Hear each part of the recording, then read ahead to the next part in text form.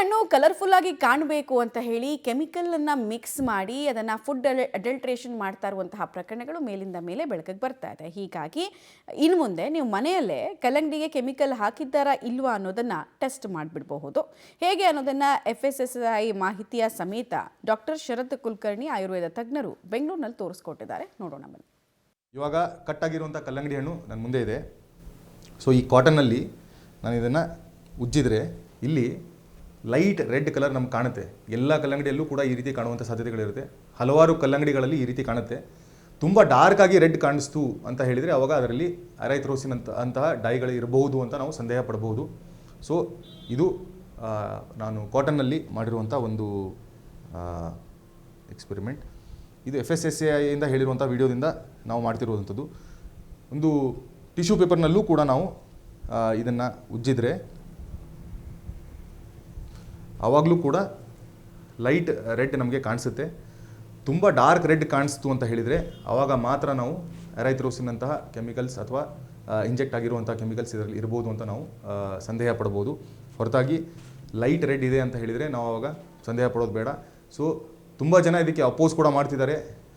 ಇಲ್ಲ ಸರ್, ಇದು ನಾರ್ಮಲ್ ಕಲ್ಲಂಗಡಿಯಲ್ಲೂ ಕೂಡ ಲೈಟ್ ರೆಡ್ ಬಂದೇ ಬರುತ್ತೆ ಅಂತ. ಅದಕ್ಕೆ ನಾನು ಈ ರೀತಿಯಾದಂಥ ಒಂದು ಸಂದೇಶವನ್ನು ಕೊಡ್ತಾ ಇದ್ದೇನೆ. ಇದು ಟಿಶ್ಯೂ ಪೇಪರು.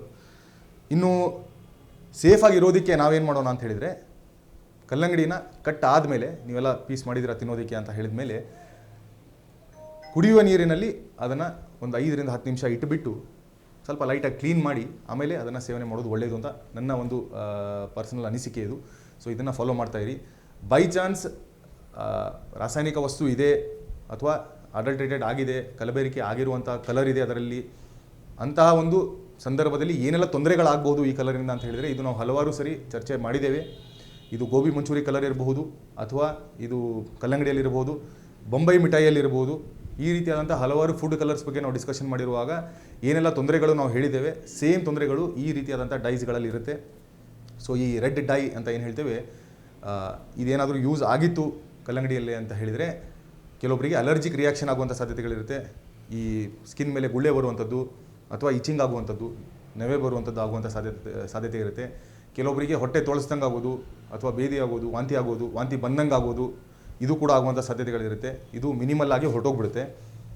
ಕೆಲವೊಬ್ಬರಲ್ಲಿ ಥೈರಾಯ್ಡ್ಗೆ ಸಂಬಂಧಪಟ್ಟಂಥ ತೊಂದರೆಗಳು, ಆಟೋಇಮ್ಯೂನ್ಗೆ ಸಂಬಂಧಪಟ್ಟಂಥ ತೊಂದರೆಗಳು ಆಗುವಂಥ ಸಾಧ್ಯತೆಗಳಿರುತ್ತೆ ಈ ಡೈಸ್ನಿಂದ.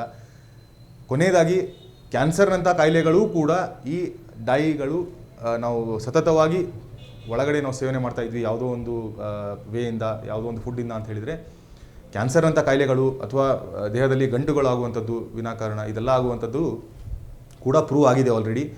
ಸೊ ನಾವು ಆದಷ್ಟು ಅವೇರ್ನೆಸ್ ಇಂದ ಅಥವಾ ಜಾಗರೂಕರಾಗಿ ಈ ರೀತಿಯಾದಂತಹ ಡೈಸ್ಗಳನ್ನು ಅವಾಯ್ಡ್ ಮಾಡಬೇಕು.